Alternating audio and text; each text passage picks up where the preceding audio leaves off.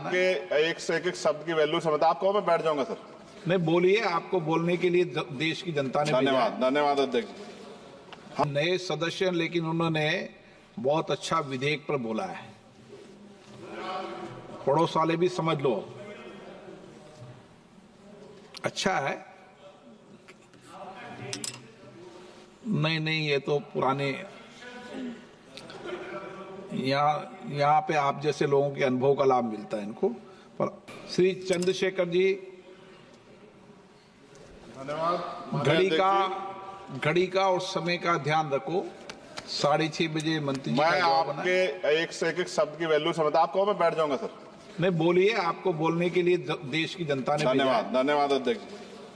हम आपदा प्रबंधन संशोधन विधेयक पर विचार कर रहे हैं सर, जिसमें मूल अधिनियम की 79 धाराओं में से 51 धाराओं में संशोधन का प्रस्ताव है। हालांकि ये संशोधन आवश्यक हो सकते हैं, परंतु यह तरीके कुछ जटिल हो सकते हैं, खासकर नए सदस्यगण मेरे जैसे के लिए, जिन्हें मूल अधिनियम और संशोधन विधेयक दोनों का अध्ययन करना पड़ता है। इस विधेयक की समझ में कठिनाई हो सकती है और विधायी प्रक्रिया में जटिलता आ सकती है। इस संदर्भ में मेरा सुझाव है कि यदि संशोधन विधेयक के माध्यम से हम मूल अधिनियम को ही प्रतिस्थापित करके एक नया विधेयक प्रस्तुत करें, तो यह न केवल विधेयक को अधिक स्पष्ट और समझने में आसान बनाएगा, बल्कि लेजिस्लेटिव ड्राफ्टिंग प्रक्रिया को भी सरल कर देगा। वर्तमान में संविधान की 7वीं अनुसूची में इसकी स्पष्ट एंट्री का उल्लेख नहीं किया गया है। मंत्री जी कृपया यह बताने का कष्ट करें कि वर्तमान विधेयक संविधान की 7वीं अनुसूची के किस एंट्री में कवर है। यह प्रश्न इसलिए महत्वपूर्ण है क्योंकि यदि हम इसे संविधान की 7वीं अनुसूची में स्पष्ट रूप से दर्ज करते तो यह विधेयक लाने का आधार और संसद की विधायी शक्ति को स्पष्ट रूप से मान्यता मिलती।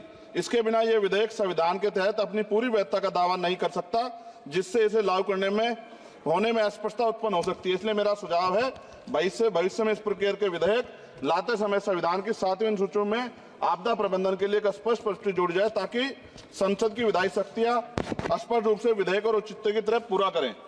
मेरा प्रश्न केंद्र सरकार द्वारा राज्य को आपदा के समय धनराशि और अन्य सहायता प्रदान करने की तरीके से संबंधित है। हम सभी जानते हैं कि जब भी कोई आपदा आती है, केंद्र सरकार विभिन्न राज्यों को राहत देने के लिए धनराशि और सामग्री भेजती है। हालांकि यह देखा गया है कभी कभी सरकारें अपनी पार्टी शासित राज्यों में को प्राथमिकता दी, जबकि विपक्षी दल द्वारा शासित राज्यों को धनराशि कम, विलंब और भेदभाव पूर्ण तरीके से दी जाती है। इस भेदभाव का राजनीतिक विवाद और आरोप प्रत्यारोप उत्पन्न होते हैं। विशेषकर जब आपदा की स्थिति गंभीर होती है तो यह भेदभाव और देरी राज्यों के लिए अधिक संकटपूर्ण हो सकता है। इसलिए मेरा सुझाव है इस विधेयक में एक स्पष्ट प्रावधान होना चाहिए, जिसमें यह सुनिश्चित किया जाए कि सभी राज्यों को आपदा के सहायता समान रूप से समान मानकों के आधार पर दी जाएगी। यदि प्रारंभिक सहायता प्रदान की जाती है तो यह सभी राज्यों के लिए समान और किसी भी राज्य में भेदभाव का शिकार उसको ना होना पड़े। साथ साथ विधेयक में यह प्रावधान है कि आपदा डाटाबेस के साथ अगर आर्टिफिशियल इंटेलिजेंस, रिमोट सेंसिंग और डाटा एनालिटिक्स जैसी टेक्नोलॉजी का इस्तेमाल कर डाटाबेस की उपलब्धता बढ़ा सकते हैं। इस प्रावधान भी विधेयक के हों। एनडीएमए में जो आपने स्पेशली स्टाफ रखेंगे, क्या नियुक्ति में SC, ST और OBC को आरक्षण का प्रावधान दिया जाएगा? क्या ये बल सिर्फ मैन पावर होंगे या आवश्यक राहत सामग्रियों उपकरणों से भी लैस होंगे? इन बलों को वित्तीय संसाधन भी देने होंगे जिससे प्रभावी ढंग से कार्य कर सकें। आपदा प्रबंधन नीति डिजाइनिंग में पूर्व चेतावनी प्रणालियों के उन्नयन को शामिल करके पूर्व चेतावनी प्रणालियों को प्राथमिकता दी जाए। आपदा प्रक्रिया कोष में ऐसे प्रावधान होने चाहिए कि आपदा होने के 24 घंटे में ही प्रभावित राज्य जिला प्रशासन को एक निश्चित प्रारंभिक राशि जारी हो सके। जापान जैसे देशों के तहत 72 घंटे की महत्वपूर्ण प्रतिक्रिया योजना को लागू करना, ताकि समय और बचाव कार्य कुशल समन्वय हो। जनता और NGO को भी एक्ट के तहत बनी सभी एजेंसीज के साथ मिलकर काम करने की योजना पर बल दिया जाना चाहिए, किंतु संशोधन विधेयक में ऐसा कोई प्रावधान नहीं दिखता जो कि आपदा के समय नागरिकों, NGO और सामाजिक संगठन रोल को सुनिश्चित करे। आपदा राहत को नागरिकों के लीगल राइट बनाने पर जोर देना चाहिए।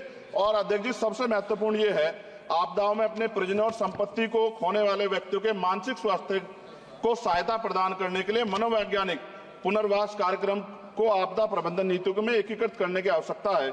वायु प्रदूषण ये भी एक तरह का डिजास्टर है। दिल्ली और NCR के तमाम क्षेत्रों में अध्यक्ष जी इतनी बुरी हालात है, हवा जहरीली हो गई है, मेट्रो सिटी में सब जगह हाल है। इसको भी इसमें जोड़ा जाना चाहिए। लोगों का जीवन कीमती है, लोग जब सुरक्षित नहीं रहेंगे तो फिर जीवन कैसा? सर, नगीना लोकसभा क्षेत्र से मैं आता हूं सर। किसानों को हर बार बाढ़ के कारण नुकसान होता है और जब वो जाते हैं दफ्तरों में तो अधिकारी धमकाकर भेज देते हैं वापस। कोई मुआवजा नहीं मिलता, मुआवजा के नाम पे खाना पूर्ति होती है। सभी लोगों में चिंता है अध्यक्ष जी, इसलिए मैं माननीय मंत्री जी से मांग करूंगा कि जो मांगे हम देश में रखी हैं, अगर उनको जोड़ दिया जाए तो इसका फायदा आम जनता, किसानों, सब उन वर्गों को मिलेगा जिनके लिए हम लोग सोचते हैं। और भारत बड़ा देश है, बड़ा भूवर्ग है, कहीं बाढ़ है, कहीं अग्नि है, कहीं जो है रेत की समस्या है, तमाम तरह की मुसीबतें यहाँ है। तो मैं माननीय अध्यक्ष जी आपके माध्यम से सरकार से मांग करता हूं और माननीय मंत्री जी से कि इस बिल पे, जिस विधेयक को और मजबूत करें जिससे इसका लाभ जनता को। माननीय अध्यक्ष जी आपका धन्यवाद। नहीं, नए सदस्य, लेकिन उन्होंने बहुत अच्छा विधेयक पर बोला है। पड़ोस वाले भी समझ लो, अच्छा है। नहीं, ये तो पुराने, यहाँ पे आप जैसे लोगों के अनुभव का लाभ मिलता है इनको, पर आप थोड़ा अनुभव ठीक दो इनको।